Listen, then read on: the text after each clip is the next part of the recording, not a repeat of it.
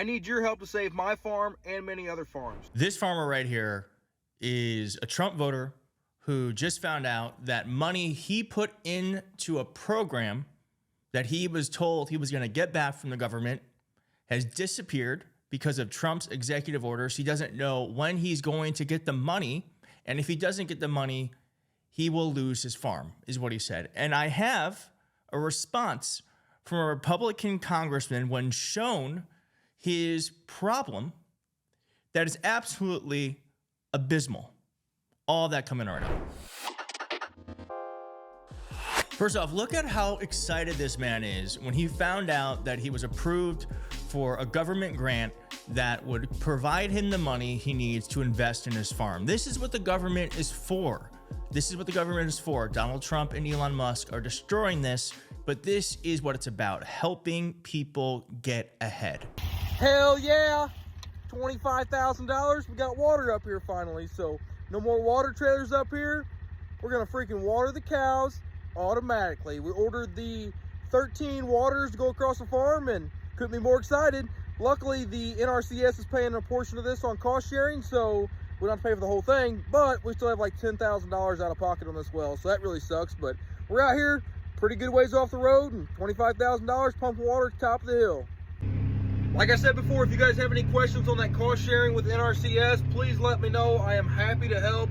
I'm happy to spread the word on it. They're not allowed to advertise it. That's part of the deal. So if you guys have any questions on it, please let me know. They are giving us $240,000 worth of cost sharing on putting 40,000 feet of fence out on our property. We're putting a well in. We're putting 13 waters in. We're doing some seedings out here with some warm season grasses. But if you guys are interested in doing any of this on your place, it's a federal program. You don't have to have it in certain states. You can do it on the state side also, but this one that I'm talking about is federal. And then here he is realizing that Donald Trump, Elon Musk, and Doge are the reason why they are backing out of that more than $200,000 that he was promised from the government, because the richest man in the world decided to unilaterally make cuts when they have no authority to do it. Watch. Real quick, if you're liking this video, please hit like in the video. And if you're not subscribed, consider subscribing. Thanks so much. So they're not really backing out of the contract. What they're doing is they're just saying that from here on out, we can't pay out on the cost sharing of what we agreed to. So they're not really backing out of it, but they're not paying out on it either. And they said it could only last a week or two, could last a day, could last months, or they could not pay out at all. There's really no answers. I've ran it all the way up. I've checked in with everybody that I can to see if I can get some answers, if there's a timeline when they think they're going to be able to pay out on it. I can't get any answers, but the reason they're not paying out on it is the administration changes in politics. You know, Trump's in office, and they've got that Doge program, the Department of Government Efficiency. So they're trying to cut out all the wasteful spending in the government, which I'm all for. But the issue is it's a signed contract. It's a legally binding contract. They're not backing out on it. They're not paying out on it. So it puts me in a bind because I've made business decisions based on that contract. So I don't know how it all works out, and I don't want to get a lawyer involved, because I get a lawyer involved. Let's say that I'm paying a lawyer $350 an hour to look into it, and then a week from now they decide, oh, we're going to pay out on the contract that we signed on. Well, then the lawyer's still going to say, give me my money, and then the problem's resolved. But I'm going to be out however many thousands of dollars for the lawyer to look into it. So I'm kind of in a waiting period right now, trying to figure it out. But hopefully something changes, because I don't know what I'm going to do. Now, on CNN 30 minutes ago, a congressman was shown, Jason Smith, a Republican congressman, was shown that video that I just played for you. And his response was appalling. Not surprising, but appalling. What do you say to Skylar Holden and people in that predicament? What I would say is Congress, that the government needs to do a better job at working for the American people.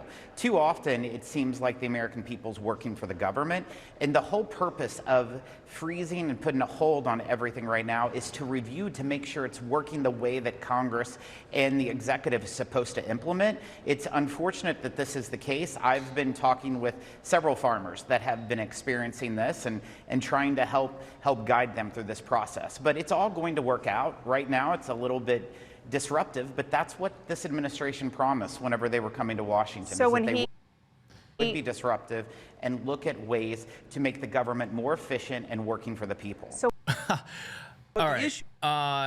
So it's going to be a little bit disruptive, is what he says. The next video I want to show you is Skylar Holden, this Missouri cattle farmer, saying that this disruption isn't just like a couple of days of, worrying. It's meaning if it's not paid in time, he's going to lose his farm. We are possibly going to lose our farm if NRCS doesn't hold up their contract with us on the EQIP program. So the reason that they're not able to hold up the contract is our EQIP program, which is cost sharing on fences, waters, a well, and some seedings, was funded by the Inflation Reduction Act. Because of the executive orders, there's a pause or a freeze on the funding through the Inflation Reduction Act, and they're not able to pay out on the stuff that we completed or anything going forward. But the issue I have is I've already done a bunch of the work, already paid for the material, already paid for the labor, so I'm out all that cost, and I use my farm operating expenses in order to do those projects, because per contract, I knew that I was going to get cost sharing refunds on the stuff once completed, but now that it's completed, they're saying that they're unable to provide the funds because of the freeze on the Inflation Reduction Act funds. So I reached out to a couple different senators and Congress people. So I reached out to Ann Wagner's office. I have not heard back from them. I reached out to Josh Hawley's office. I have heard back from him, not from him personally, but from his office. And they are looking into it because they said that this should not be happening. The intention was not to take away the funding from the farmers, but doing the Inflation Reduction Act, cutting those costs, then it's also taken away from the programs that those programs helped out. So whenever I looked into the contract, I made sure that that funding was set aside. It wasn't funding that, we hope it's there whenever it's done. I made sure that that funding was set aside so that way before I made these business decisions, I knew that funding was there per contract. So they're backing out on the contract because they don't have the funding. They can't release the funds. So this is what is going to happen. We have to be more and more ready to welcome folks like this into the tent, because what I'm going to show you here is that he actually starts to have an awakening about government, how it works, how it's helpful, and how you vote has a way of not only hurting other people, but could potentially hurt yourself. I am sure when he was signing up for that program and, investing money into his farm, he never would have thought that the things he was voting for were the things that were going to work against him.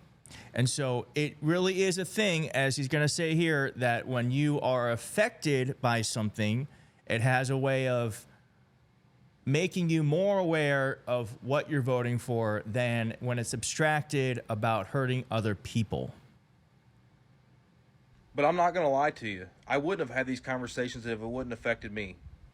It just wouldn't have happened, and that's wrong. But this is eye-opening to me, and there's a lot of people that it opened their eyes, and I hope you guys take advantage of the opportunity that's here in front of us. There's a lot of people that are willing to listen to you now. As long as we have these engaged conversations where we're actively listening, we're actively talking to each other, we're hearing both sides of what's going on, this is where change happens. Okay, so that maybe is the happy silver lining of the story, is that this is not the end. This is the beginning of Donald Trump, Elon Musk's destruction of our government. And it is folks like this who are going to be affected the most, the folks that Donald Trump and Elon Musk truly do not care about. So yeah, we were right. They were wrong. He even says in another video, I'm not going to show it to you, it's a little long-winded, but he even says he didn't think Project 2025 was something Donald Trump really believed in. I kind of don't blame him, because so much of the news media just kind of reiterated Trump's talking point of that he knew nothing about it, even though he was surrounded by people who wanted to do it. And now he's actually enacting Project 2025. So what I want to say is that we need to uplift stories like this, because it is stories like this that are going to change the hearts and minds of people who voted for Trump and want to do something different next time. So let's listen to them. Let's make sure people know about it. And let's make sure that they understand their vote is what did this.